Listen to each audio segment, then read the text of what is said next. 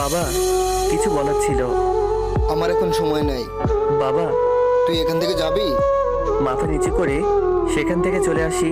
এটা আমার সাথে নতুন না, সেদিন থেকে দেখছি। আম্মুর কাছে গেলাম। আম্মু। কি বলবি বল, বলে আমাকে উদ্ধার কর। আম্মু, আমার খুব প্রচন্ড মাথা ব্যথা করছে। তোর এসব ফালতু নাটক দেখার সময় আমার কাছে নাই। নাদিয়াকে স্কুলের জন্য রেডি করতে হবে। আম্মু, আমি ওকে আজ দিয়ে আসি। আমরা তোকে কোনো কিছু করতে বলেছি? মুখ পোড়া, যেভাবে আছিস সেভাবেই থাক। আম্মু, আমি কি তোমাদের ছেলে না? সেজন্য তো এখনো খাইতে পারছিস। আম্মু, তোমরা কি আমার সাথে একটু ভালো করে কথা বলতে পারো না? এর থেকে ভালো তুই যোগ্য না। তাহলে গলা টিপে মেরে ফেলোনি কেন? বলে ওইখান থেকে চলে এলাম। মানুষ ভুল করে, কিন্তু সেই ভুলের প্রতিদান যে কাউকে এভাবে দিতে হয় আমি জানতাম না। তখন সেই 6 বছরের আমি আর আমার পিচ্চি 4 বছরের ছোট বোন নুসাইবা, ও আমার জীবনের পুরোটা ছিল। আমার বেড়ে ওঠা সঙ্গী ছিল ও। আমার আর মা বাবার চোখের মণি ছিল। দিনের 4 ভাগের 3 ভাগ ও আমার কাছে থাকতো। সেদিন ও আমি 2 ভাই বোন পুকুরে গিয়েছিলাম। ও পুকুর পাড়ে দাঁড়িয়ে ও ছোট দাঁতগুলো বের করে আমার দিকে তাকিয়ে হাসছিল। কিন্তু পরের ডুব দিয়ে উঠে আর আমার সে পিচ্চি বোনের মুখ আমি দেখতে পাইনি। আমি ভাবছিলাম বাসায় চলে গেছিল, তাই অতটা মাথায় নেইনি। তারপর কিছুক্ষণ পর যখন বাসায় গিয়ে ওকে না দেখি, আবার পুকুর পাড়ে ছুটে আসি। এসে পুকুরের মাঝে একটা ছোট্ট পুতুলের মতো আমার পিচ্চি বোনটাকে ভাসতে দেখি। সেদিন আমি আমার বোনকে হারাই আর হারিয়ে ফেলি আমার সারা জীবনের সুখ। ও বেঁচে থাকতে মা বাবা যখন ওকে আমার চেয়ে বেশি আদর করত, আমি মা বাবাকে অভিযোগ দিতাম।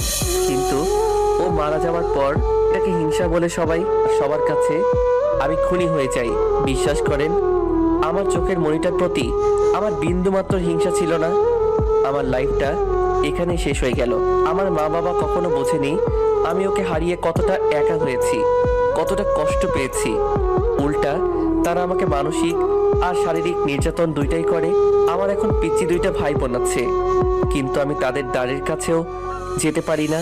বাবা, আমার কাল পরীক্ষা, আমার পরীক্ষার ফিস দিতে হবে। পরীক্ষার ফিস দিতে পারি, একটা শর্ত, জিপিএ 5 পেতে হবে। আচ্ছা। সেদিন বাবা পরীক্ষার ফিস দিয়েছিল, কিন্তু সে টাকাটা আমার লাইফে আরেক বিপদ ডেকে আনে। আমার পরীক্ষায় জিপিএ 5-এর বদলে 4.81 পেয়েছিলাম জেএসসিতে। কিন্তু তার জন্য আমার উপর যে মানসিক যন্ত্রণা হয়েছিল তা আমার জীবনের শেষ দিন পর্যন্ত মনে থাকবে। সেদিন বাবা আমাকে মাথার উপর থেকে ফেলে একটা লোহার রড দিয়ে মেরেছিল। রক্তে আমার সারা শরীর মাখামাখি হয়ে গেছিল, আমার মাথা ফেটে গেছিল। কিন্তু জ্ঞান না হারানো পর্যন্ত আমার উপর এই নির্যাতন চলতে থাকে। সেদিন থেকে আমার প্রতি রাতে মাথা ব্যথা করত। এমন হতো যে মাথা ব্যথা সহ্য করতে না পেরে বেহুশ হয়ে যাই।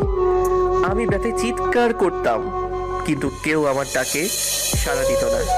মাঝে মাঝে ভাবতাম চলে যাই, কিন্তু ওরা আমাকে যত কষ্টই দেখ না কেন, ওরাই তো আমাকে জন্ম দিছে। ওরা আমাকে যতটা অবহেলা করত, আমি তাদের কাছে যাওয়ার চেষ্টা করতাম। আমি সাধারণত কোথাও বেড়াতে যাই না, কিন্তু কি মনে করে আমার ফুফাতো বোনের বিয়েতে যাই।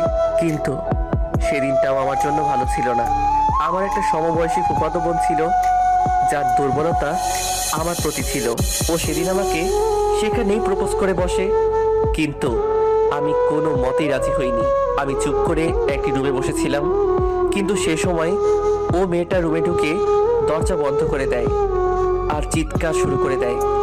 আমার মা বাবাও ছুটে আসে, কিন্তু তারা আমার কাছে একটা বারের জন্য জানতে চায়নি আমার কোনো দোষ আছে কিনা। সেদিন থেকে সবাই আমার সাথে কথা বলা বন্ধ করে দেয়। আমার ঠিকানা হয় আমার সেই অন্ধকার রুম, রাতের অন্ধকারের বাড়ির ছাদ। আমি প্রতি রাতে ছাদে যেতাম, তখন আকাশে একটা তারাকে টার্গেট করতাম আর ওটাকে নুসাইবা বলে ডাকতাম। হাই আপি, কেমন আছিস? এই বুড়ি, হাসছিস কেন? কথা বলবি না তোর ভাইয়ের সাথে? তুইও কি আমাকে অন্যদের মতো তোর খুনি ভাবিস? আচ্ছা আপু, তোর মনে পড়ে না তুই ভাত খেয়ে এসে তোর মুখের ময়লাগুলো আমার শার্টে মুছে দিতি?